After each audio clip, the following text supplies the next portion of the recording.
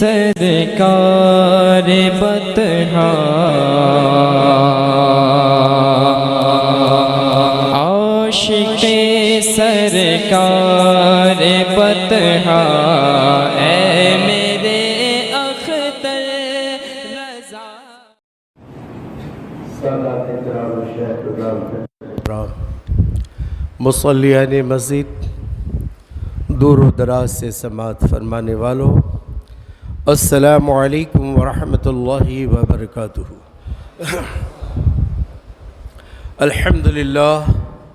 الحمدللہ رب العالمین والعاقبۃ للمتقین والصلاة والسلام علی رسولہ الکریم، اما بعد، قال اللہ تعالی فی القرآن العظیم والفرقان الحمید، فاعوذ باللہ من الشیطان الرجیم، بسم اللہ الرحمن الرحیم، وَلَسَوْفَ يُعْطِكَ رَبُّكَ فَتَرْضَىٰ، صدق اللہ مولانا العظیم وبلغنا رسولہ النبی الکریم، ان اللہ وملائکتہ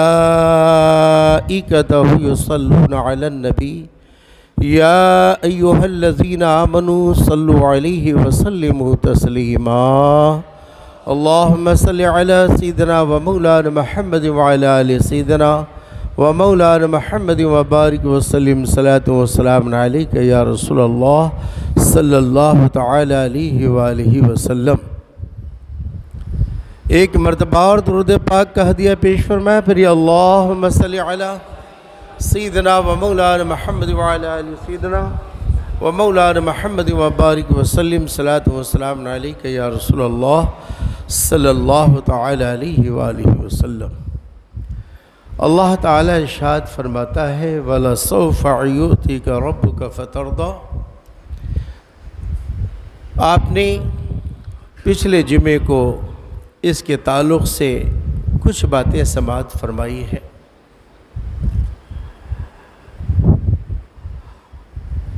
آج میں اسی کے کچھ گوشے آپ کے سامنے رکھنے کی کوشش کروں گا۔ اللہ پاک پروردگار عالم ہم سب کو اس پہ عمل کی توفیق عطا فرمائے۔ ایک موقع ایسا تھا کہ صحابہ کرام تشریف فرما ہے،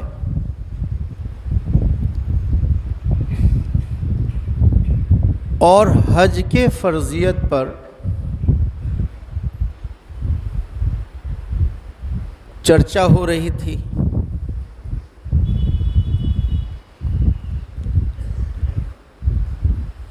ایک صحابی کھڑے ہوئے،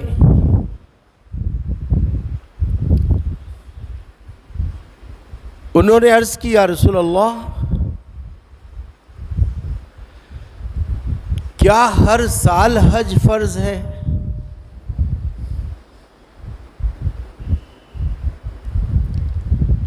میرے نبی صلی اللہ تعالی وسلم نے اشارہ فرمایا، بیٹھ جاؤ۔ پھر کچھ وقفے کے بعد وہ صحابی رسول کھڑے ہوتے ہیں، عرض کرتے ہیں، یا رسول اللہ، کیا ہر سال حج فرض ہے؟ میرے آقا صلی اللہ تعالی وسلم نے اسے پھر بیٹھنے کا حکم فرمایا، بیٹھ جاؤ۔ پھر کچھ وقفے کے بعد وہ صحابی رسول پھر کھڑے ہوتے ہیں، عرض کرتے ہیں، یا رسول اللہ، کیا ہر سال حج فرض ہے؟ میرے آقا صلی اللہ تعالی وسلم نے پہلی بات یہ کی کہ جب وحی کا نزول ہو رہا ہو تو خاموش رہا کرو، کیونکہ جس وقت تم سوالات کر رہے تھے وہ وحی کے نزول کا وقت تھا، وحی نازل ہو رہی تھی۔ اگر میں ہاں کہہ دیتا تو ہر سال فرض ہو جاتا حج کرنا،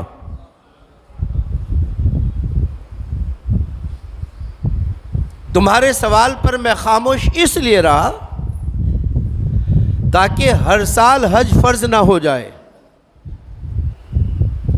حضور سیدی سرکار استاذ العلماء والمحدثین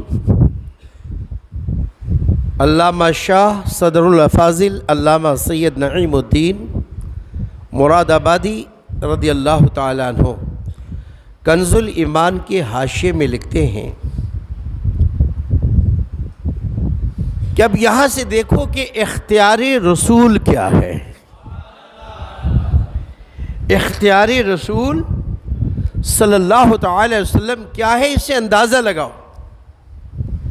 صحابہ اکرام نے 3 مرتبہ سوال کیا، میرے آقا نے تینوں سوالات کا جواب نہ دے کر کہا بیٹھ جاؤ، اور پھر جب وحی کے نزول کا سلسلہ بند ہوا پھر وہ کھڑے ہوئے تو میرے آقا نے ارشاد فرمایا اے میرے صحابہ، اگر میں ہاں کہہ دیتا تو ہر سال میری امت پر قیامت تک ہر سال حج کا کرنا فرض ہو جاتا،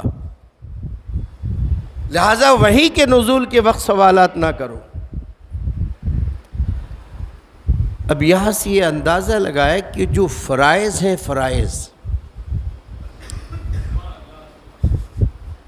زور سے بولو، جو فرائض ہیں، فرائض اللہ نے جن عبادتوں کو فرض کیا ہے پہلے مرضی مصطفیٰ دیکھا ہے پھر فرض کیا ہے. میرے محبوب کی مرضی کیا ہے، پہلے اللہ تعالیٰ نے اسے ملاحظہ فرمایا اور پھر اس کے بعد فرضیت کا حکم فرمایا. پچھلے جمعے کو آپ نے دیکھا کہ نبی کریم صلی اللہ تعالی وسلم کی معراج سے پہلے، شب معراج سے پہلے نماز نام تھا صرف کھڑے ہونے کا، بس اس میں رکوع نہیں، سجدہ نہیں، قعدہ نہیں، صرف کھڑے ہونے کا نام نماز تھا. کھڑے ہونے میں ایک چیز کا احتیاط رکھنا چاہیے. بعض لوگ جو کھڑے ہوتے ہیں کبھی پیچھے سے کپڑا کیوں کھینچتے ہیں، کبھی داڑھی سے کھیلنے لگتے ہیں. نگاہیں سجدے کے پاس رہنی چاہیے، جہاں پہ ہمارا سر سجدے میں جاتا ہے بس اس جگہ پہ نگاہ رہنا چاہیے، دائیں بائیں آگے پیچھے نہیں مڑنا چاہیے. اس چیز کا خیال رکھیں. کھجلی کھاتے ہیں، جب دیکھو تو ادھر کھجلی کھا رہا ہے، کبھی ادھر کھجلی کھا رہا ہے، کبھی آگے کھجلی کھا رہا ہے، کبھی پیچھے. یہ کھجلیوں والی نماز کہاں سے لے کر آ گئے؟ آپ کس کی بارگاہ میں کھڑے ہو، ذرا اس کا اندازہ لگاؤ، کس کے روبرو ہو.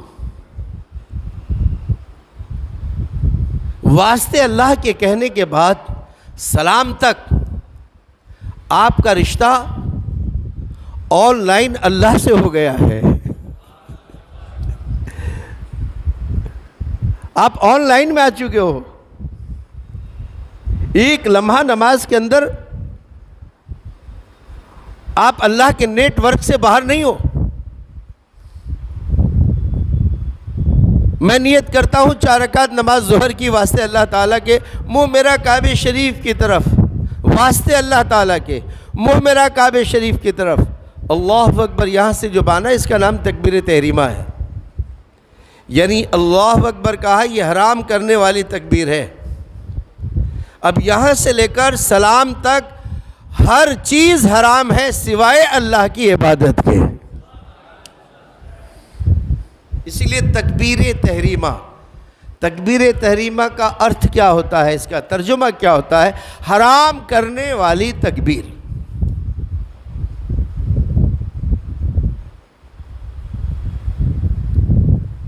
تو میرے نبی کریم صلی اللہ علیہ وسلم نے دیکھا کہ اب تک لوگ صرف کھڑے کھڑے نماز پڑھتے تھے، اور جب فرشتوں کو دیکھا کوئی رکوع میں ہے، کوئی سجدے میں ہے، کوئی قعدے میں ہے، کوئی سلام میں ہے، کوئی قیام میں ہے، میرے نبی صلی اللہ علیہ وسلم کے دل میں خواہش پیدا ہوئی.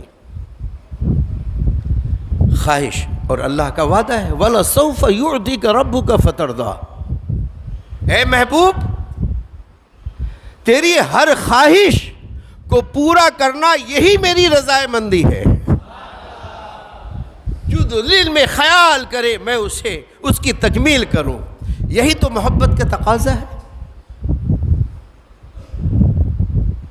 بعض لوگ جو کہتے ہیں کہ ہم اللہ رسول کو چاہتے ہیں جھوٹے لوگ ہیں، مکار لوگ ہیں. ایک دنیا کا عاشق اپنی معشوقہ سے محبت کرتا ہے، اپنی لور سے محبت کرتا ہے تو اس کا کوئی عیب نہیں دیکھتا، کوئی عیب نہیں دیکھتا. یہاں تک کہ جس لور سے محبت کیا جاتا ہے اس گلی کے کتے سے بھی پیار کرتا ہے وہ.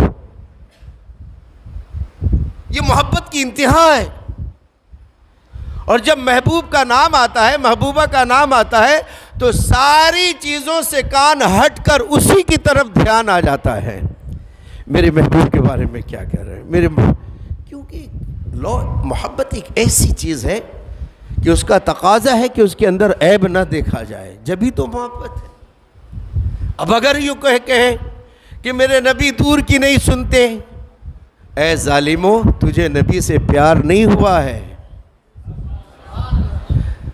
اگر تو یہ کہتا ہے کہ میں درود پڑھتا ہوں تو نبی سنتے نہیں، سلام پڑھتا ہوں تو نبی سنتے نہیں، تو اے مکارو تیرا ایمان ابھی کمزور ہے، اس لائق نہیں ہے کہ مدینے کے بازار میں چل سکے.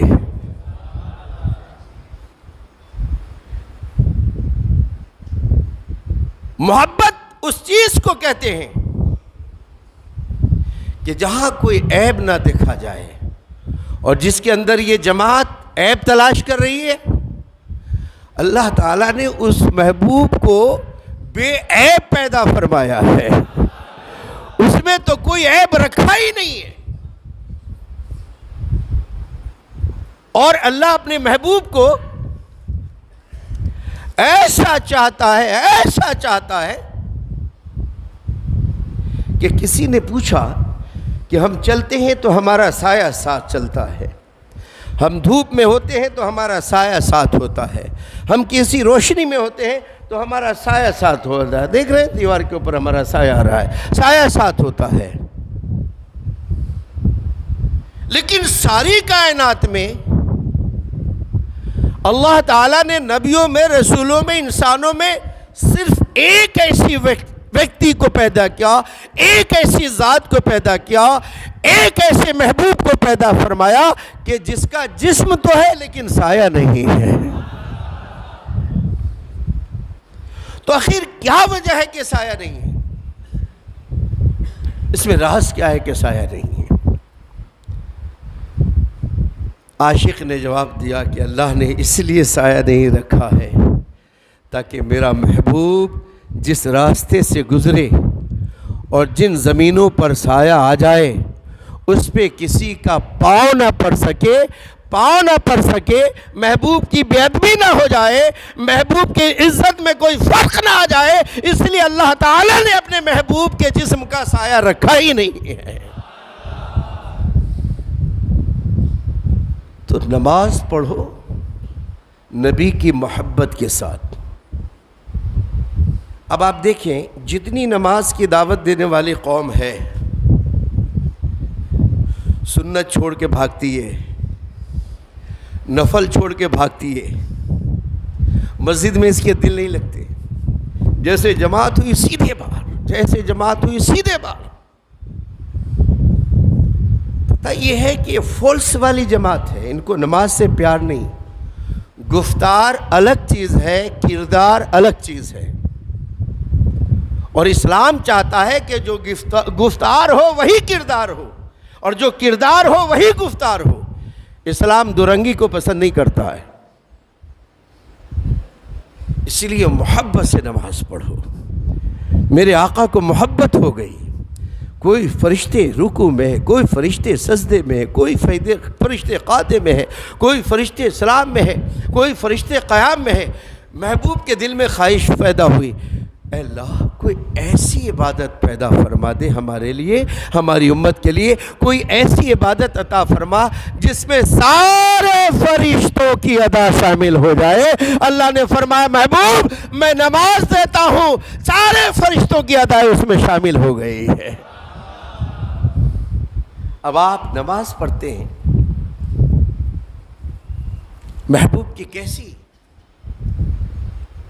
پسندیدہ عبادت اللہ نے دی ہے، محبوب تجھے خواہش ہے نا،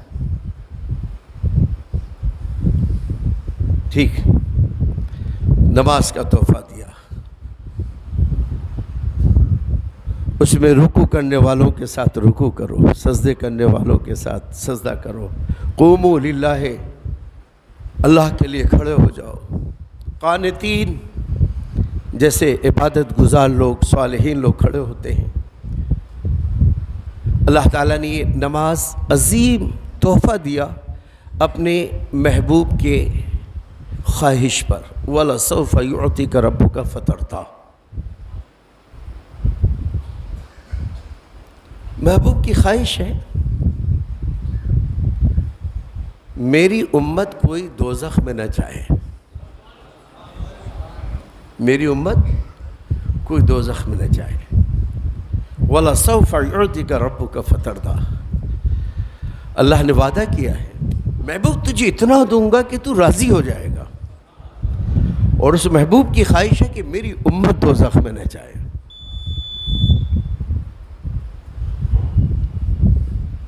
اللہ تعالیٰ نے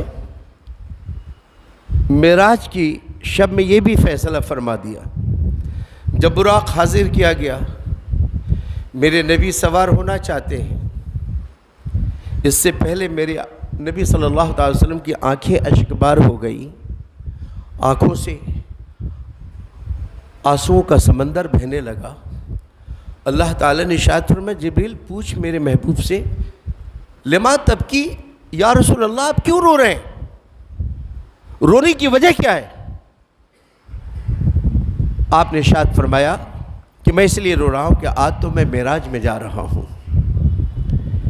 لیکن میری امت کا خیال ہے ایسا نہ ہو کہ میری امت جلائی جائے، دوزخ میں دھونکی جائے، دوزخ کی خوراک بنے میری امت۔ اللہ تعالیٰ نے ارشاد فرمایا محبوب کو کہہ دو کہ جب تک آپ کی امت اپنے سارے گناہوں سے توبہ نہ کر لے اس وقت تک میں اسے موت نہیں دوں گا، ان کو موقع دوں گا توبہ کرنے کا، ذرا زور سے بولو سبحان اللہ، توبہ کرنے کا میں اسے مہلت دوں گا، موقع دوں گا، میں اسے مہلت دوں گا۔ پیارے محبوب کی آنکھوں سے آنسو تھم نہیں رہا ہے، عرض کی جبریل پوچھ اب کیوں رو رہے ہو، اتنی بڑی گارنٹی میں نے لے لی، اب رونے کی وجہ کیا ہے؟ اللہ کے محبوب نے فرمایا کہ ٹھیک ہے موت ایک عمری موت ہوتی وہ ایک الگ چیز ہے، لیکن کبھی اچانک موت ہو گئی اور توبہ کرنے کا موقع نہیں ملا، اچانک موت ہو گئی اور توبہ کرنے کا موقع نہیں ملا، میری امت توبہ نہیں کر پائی، پھر اس کی بات کیا؟ میرے رب نے ارشاد فرمایا جبریل میرے محبوب کو کہہ دو کہ جو بغیر توبہ کے دنیا سے جائیں گے کل قیامت کے دن شفاعت کبریٰ کا تاج آپ کے سر پہ رکھا جائے گا۔ محبوب آپ جس کی بخشش فرمائیں گے، جس کی شفاعت فرمائیں گے، محبوب وَلَسَوْفَ يُعْطِيكَ رَبُّكَ فَتَرْضَىٰ، محبوب ہمیں تو آپ کو راضی کرنا ہے، آپ کا دست نبوت جس کے ہاتھ پہ پڑ جائے گا میں اس کو شفاعت کر دوں گا، میں اسے نجات دوں گا، میں اس کی بخشش کر دوں گا، میں اسے نجات کا پروانہ دے دوں گا، میں اسے جنت کا تمغہ عطا فرما دوں گا۔ اب میرے محبوب براق پہ سوار ہوئے تو وَلَسَوْفَ يُعْطِيكَ رَبُّكَ فَتَرْضَىٰ۔ حضرات اپنے پیارے محبوب صلی اللہ علیہ وسلم کو راضی کرو، غلط لوگوں کے صحبت میں نہ بیٹھو، اپنے زبان کی حفاظت کرو، اپنے دل کی حفاظت کرو، جس محفل میں بیٹھے ہو وہ غیبت خوروں کی محفل نہ ہو تاکہ ہمارے اعمال برباد نہ ہو۔ بڑی محنت سے ہم نماز پڑھتے ہیں، بڑی محنت سے ہم روزہ رکھتے ہیں، بڑی مشقت کے ساتھ ہم نیکیوں کا کام کرتے ہیں، اور ہمیں غیبت کرنے کی وجہ سے اگر ہماری نیکیاں ختم ہو گئی اور قیامت کے دن ہم خالی ہاتھ رہ گئے تو لہٰذا وَلَسَوْفَ يُعْطِيكَ رَبُّكَ فَتَرْضَىٰ کا تاج تو میرے آقا پر ہے ہی ہے، آپ کے سر مبارک پر، لیکن اب ہمارا بھی فرض بنتا ہے کہ محبوب جس سے راضی ہو وہ کام کے اندر ہم لگ جائیں۔ واخر دعوانا ان الحمد للہ رب العالمین. السلام علیکم ورحمۃ اللہ وبرکاتہ.